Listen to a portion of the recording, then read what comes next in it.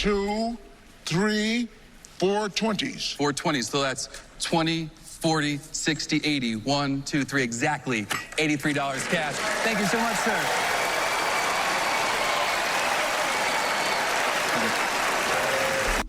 Welcome back to my channel, MakeLab TV. In today's video, we're going to reveal this trick. Denny Corby with George Wallace. Denny Corby gave some money to George Wallace at the beginning, and he said, pick anything from this menu, I will pay for it. And then George Wallace picked different things. And at the end, when they add up everything, it equals $83. And that's the exact amount of money he gave George Wallace. Wow, what a great trick. This trick is actually in two parts. We're going to talk about the second part. The second part is the receipt. Denny Corby had a receipt in his pocket that he gives at the end and states everything that George Wallace ordered, saying that basically he had a prediction inside his pocket, a receipt for $83, that everything that George Wallace would order. Well, how does this work? How would he know what George Wallace would pick? Well, let's see what Penn has to say about this part of the trick. The things change over the years, you know. If you were doing this trick 30 years ago, I just can't imagine how big your pants would have been. But it would have been a bit, I'm sure you would have grown into them. Oh, but course. Of course. How big your pants would have been. But it would have been a bit, I'm sure you would have tricked 30 years ago. I just can't imagine how big your pants would have been. But it would. So for those of you who don't understand what it just means that Denny Corby has a tiny baby printer inside of his pocket. Imagine 30 years ago having to carry a printer in your pocket. Well, your pants would have to be huge, which means that backstage, Denny Corby has an assistant writing everything that George Wallace is picking. And as she writes it, then she sends it through Bluetooth inside Denny Corby's pocket, and it prints inside of his pocket with a tiny printer.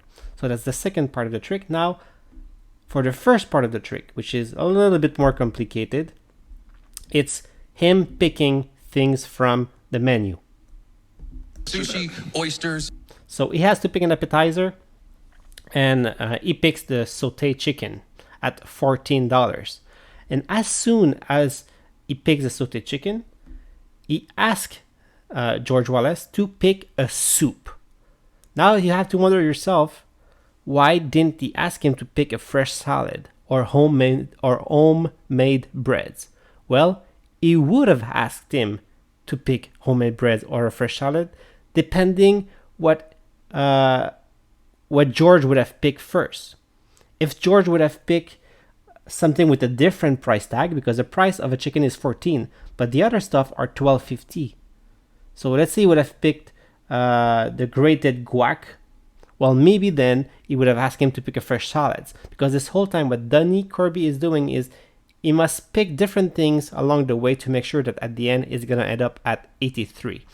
Let's look at the homemade bread. There's two at $10.50 and one at $8.50 and one at $4.50. The soups, there's one at most of them are at $16.50. One of them is at $10.50, the gumbo.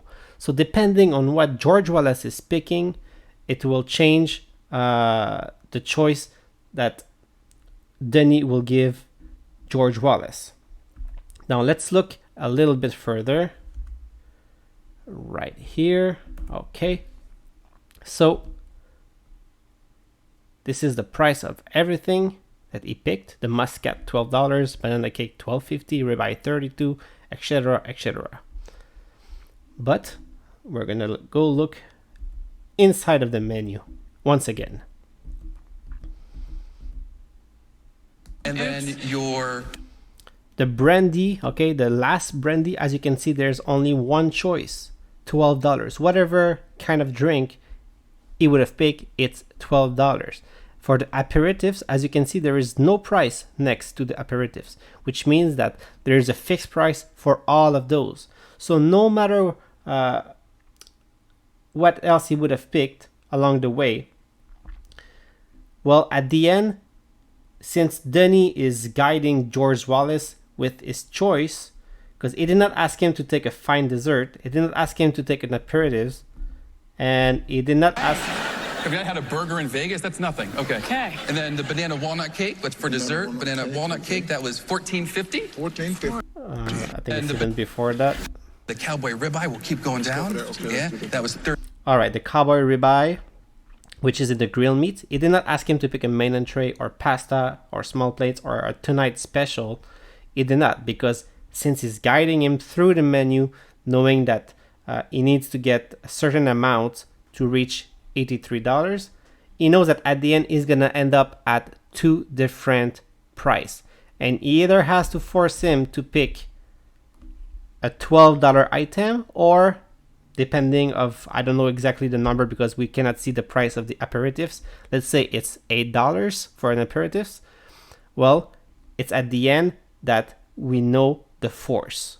Okay, at the end, Denny Corby is forcing either $12 or $8 aperitifs, and that's how he is able to reach $83 flush, because the last choice is not a choice, is forcing a number on George Wallace, which is here $12. Does it make sense, guys? It's a mathematic kind of trick, and since he's skipping a lot of if he would have done a trick with you or with me, well, we would have picked different kind of food. As simple as that, because he is forcing his way to $83 with the last choice, which is brandies and aperitifs. Aperitif is a fixed price, brandies is a fixed price as well. All right, thanks for watching. See you very soon in another video. Leave me a thumbs up and let me know in the comment section below if there's another trick you would like for me to reveal, and it will be my pleasure to do my best. Have a great day. Bye bye.